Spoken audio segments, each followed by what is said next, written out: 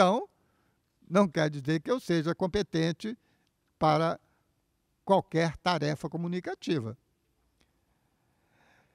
É bom lembrar que ninguém é falante nativo da norma padrão, da língua ensinada e aprendida na escola como segunda língua. Inclusive porque a norma padrão é baseada na língua escrita de textos técnicos ou de textos literários tidos como exemplares. Não é nem qualquer texto técnico, nem qualquer texto literário que vai servir de roteiro ou de modelo para a produção de uma gramática normativa e, naturalmente, da língua padrão. Então, ninguém fala língua padrão. Língua padrão não é língua nativa de ninguém. Não há nenhuma pessoa que nasceu e começou a aprender a falar falando língua padrão. Não existe em nenhum lugar do mundo. E o Brasil é um dos lugares do mundo, né? Então aqui também não existe. Por isto, está muito certa a professora Francisca Paula Soares Maia, da Universidade de Integração da América Latina, que escreveu no início do texto o erro, aqui é o título do texto, viu? O erro linguístico a partir de uma perspectiva sociolinguística laboviana, preocupada com o ensino do português como língua estrangeira. Diz a professora Francisca Paula, em seus desvios fonológicos, morfológicos ou lexicais, sintáticos, semânticos, discursivos e pragmáticos.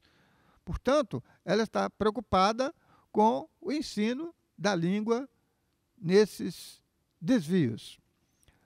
E ela vai mostrar isto muito bem no seu trabalho, mas, infelizmente, nós não podemos prolongar o quanto seria interessante sobre essa reflexão.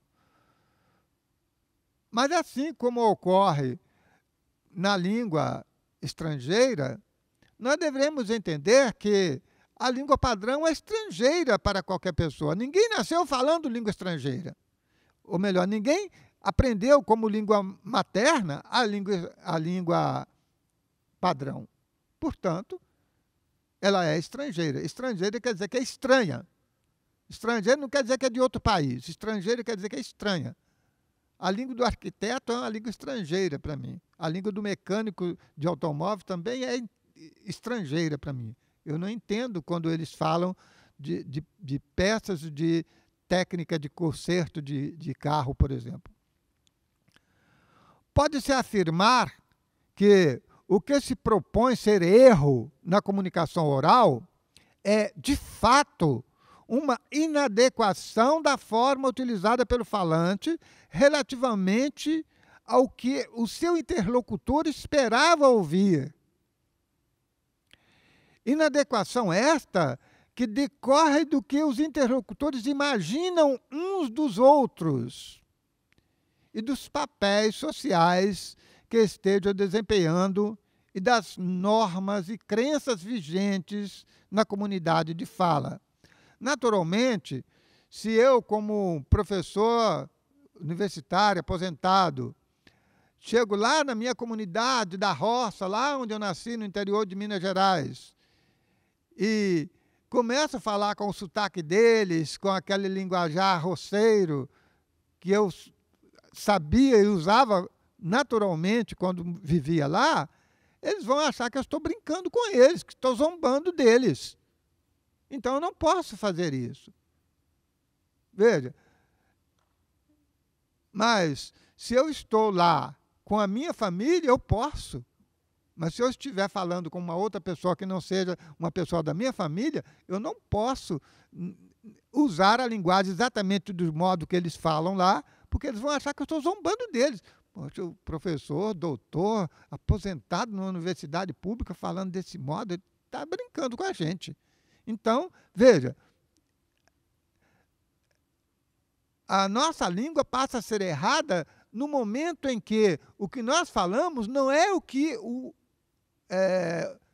nosso interlocutor espera ouvir de nós. pode-se afirmar que o que se propõe ser um erro na comunicação oral é, de fato, uma inadequação da forma utilizada pelo falante relativamente a que o seu interlocutor esperava ouvir. Eu marquei mal mesmo, eu já li isso aqui. Então, foi o que eu comentei, não é? Se eu estou lá com a minha comunidade lá do interior de Minas Gerais e começo a falar exatamente com o sotaque deles, eles que sabem da minha vida fora de lá vão achar que eu estou brincando com eles, estou zombando da língua, do modo de falar deles. Então, eu não posso fazer isso, porque é de outro modo que eles esperam que eu fale. Sociolinguisticamente, o que interessa é a adequação da variante linguística conforme o seu grau de prestígio na comunidade. Portanto, o erro na língua oral é, pois, um fato social. Ele não decorre da transgressão de um sistema de regras da estrutura da língua e se explica simplesmente pela inadequação de certas formas a certos usos. Naturalmente que eu não posso utilizar a mesma forma linguística para falar com o meu netinho de 4, 5 anos de idade e para falar com o reitor da universidade. Lógico que eu tenho de usar a língua diferente. Sendo um fato social, só é condenada a variedade e estilo utilizada pelo falante fora do contexto que é o seu habitat natural na ecologia sociolinguística de uma comunidade falada. Essa expressão aqui traz o termo ecologia sociolinguística. Eu gostaria de dizer para vocês que eu, de fato, nunca tinha me dado conta disso. Mas há, inclusive, um grupo aqui em Goiás, né, que está desenvolvendo um trabalho bastante interessante sobre essa questão da ecologia linguística. E é uma novidade que está surgindo há pouco tempo e que praticamente só há um professor no Brasil, que é exatamente o professor de Goiás, acho que é do campus de Catalão, se não me engano, que está organizando eventos, publicando livros, e é bastante interessante essa nova visão, esse novo modo de ver a língua. A ecologia linguística, ou seja, a língua a partir do seu habitat. É aqui que se fala assim. Então, aqui é desse modo, mas ali adiante já não é desse modo. Está relacionado naturalmente com a sociolinguística e com a geolinguística. Então, seria uma geossociolinguística, ou uma variante de uma geossociolinguística. No caso dos erros gráficos, a questão é outra. E é para responder a isto que a professora Estela Mares pergunta se para a sociolinguística o conceito tradicional de erro é altamente nefando, por que alguns linguistas transitam pela metodologia de erros da língua escrita?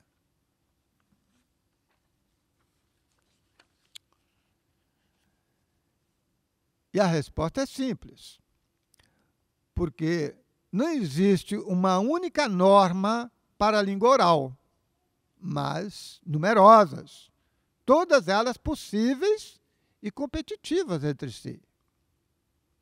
Na língua escrita, ao contrário, errar é transgredir um código estabelecido que só prevê variação em raríssimos casos. Então, para a língua escrita, sim, existem normas e a variação ocorre raramente. Mesmo quem é quase analfabeto, toda vez que vai escrever, ele faz o maior esforço possível para escrever de acordo com o que ele já viu escrito nos livros. Ele não pensa em escrever simplesmente do modo como ele fala. Mesmo quando o nível de letramento da língua escrita esteja bem defasado, bem na base ainda. O domínio da ortografia é lento e requer muito contato com a modalidade escrita da língua. Dominar bem as regras da ortografia é um trabalho para toda a trajetória escolar e, quem sabe, para toda a vida do indivíduo. Vocês estão vendo que eu acho que eu não estou usando o termo adequado, porque vocês aqui são quase todos bem jovens, mas a maioria aprendeu e fixou bem a ortografia anterior a 1990. E a partir do momento que ficaram sabendo que haveria uma modificação, ficaram preocupados. Por quê? Se isso é uma coisa artificial, você aprendeu com um esforço enorme, como é que você vai abandonar isso de uma hora para outra e começar a escrever de modo diferente? Vai ser um enorme sacrifício, né? Mas os estudantes que estão hoje no ensino fundamental ficaram muito mais capacitados para utilizar a língua escrita do que anteriormente, porque nós tínhamos uma série de regras, pelo menos lá umas 5 ou 10 regras que eram absolutamente dispensáveis, que não precisavam de ocorrer na língua e estavam ali dificultando a vida do usuário da língua escrita. Por isto, por mais tolerantes que sejamos, o erro mais frequentemente encontrado nas redações é o gráfico, sem se fazer exceção para os profissionais de nível superior, inclusive mestres e doutores em linguística e letras. Estou dizendo isso de cátedra.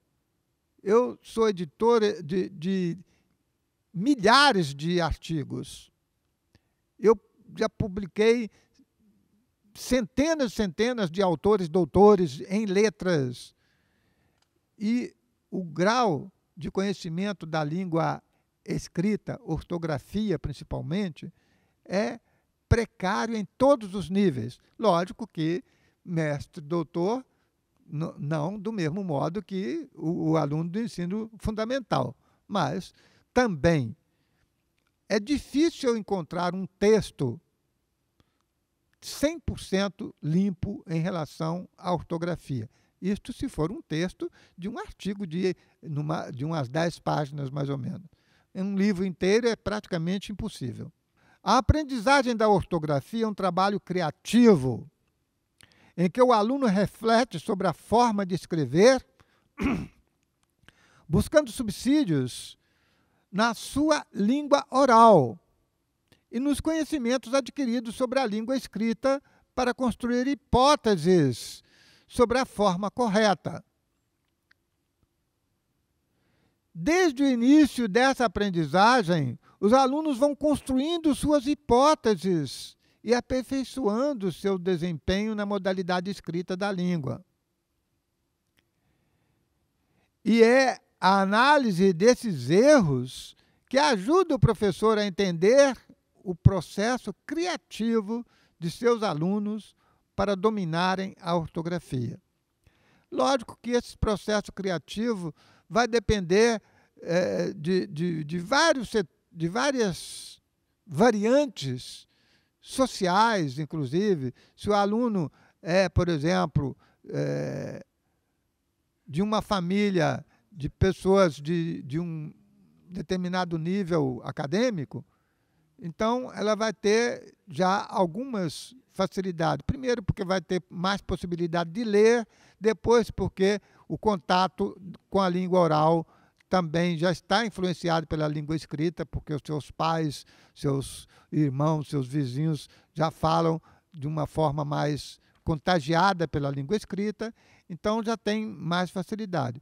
Enquanto que aqueles que provêm de uma comunidade ou de uma família em que ninguém ou quase ninguém tem uma formação acadêmica completa, a sua dificuldade vai ser maior. E as hipóteses que eles vão criando são relativas à sua comunidade. Vou dar um exemplo para lembrá-los de algum problema, que aí vocês vão ver que na sua comunidade vão ter outros de outro modo. No Rio de Janeiro, não é só no Rio de Janeiro, mas eu vou exemplificar o Rio de Janeiro. No Rio de Janeiro, toda vez que há uma vogal tônica seguida de S no final da palavra, o carioca acrescenta um I. Então fica um ditongo naquela palavra. Atrás, rapaz, nós, e assim por diante. Tá? Então, como é que se vai escrever palavras como mais?